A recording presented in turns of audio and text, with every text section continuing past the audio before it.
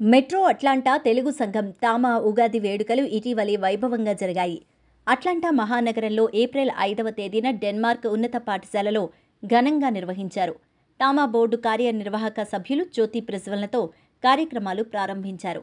వ్యాఖ్యాతలుగా కోమలి ప్రియాంక వ్యవహరించి తమ మాటలతో ప్రేక్షకులను ఎంతగానో ఉత్సాహపరిచారు.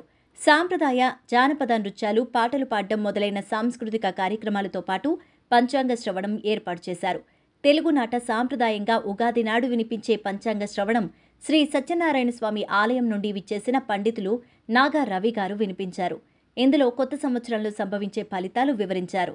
సంవత్సరంలో జరగబోయే శుభాశుభాలు, లాభ నష్టాలు, ఆదాయ కందాలు ఫలితాలు, వర్షపాత, పంటల వివరాలు, వ్యక్తుల జాతక ఫలితాలు ఇలా అనేకానేక విషయాలు పంచాంగ శ్రవణం ద్వారా తెలిపారు.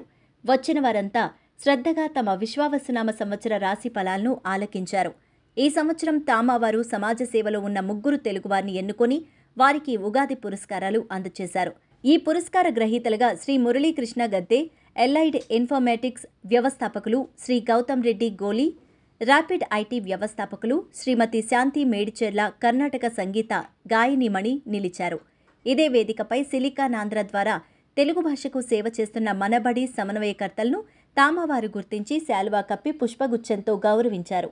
కొండపల్లి నుంచి కళాకారులు స్వహస్తాలతో తయారు చేసిన గ్రామీణ వాతావరణాన్ని ప్రతిబింబించే విధంగా ఉన్న మెమెంటోలను విశిష్ట అతిథులకు అందజేశారు. ఈ కార్యక్రమానికి ముఖ్య అతిథులుగా 4 సిటీ కౌంటీ కమిషనర్ టాడ్ లెవెంట్, గుడివాడ శాసనసభ్యులు శ్రీ వెనిగండ్ల రాము విచ్చేశారు.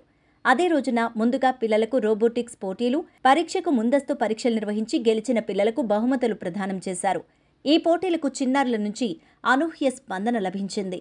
ఈ ఉగాది సంబరాలకు నగరం నలుమూలల నుంచి 1200 మందికి పైగా తెలుగువారు హాజరయ్యారు. వచ్చిన వారందరికీ పెళ్లి భోజనాల తరహాలో బంతి భోజనాలు పెట్టారు. ఈ సంబరం మొత్తానికి చెప్పుకోదగ్గ అంశంగా నిలిచింది.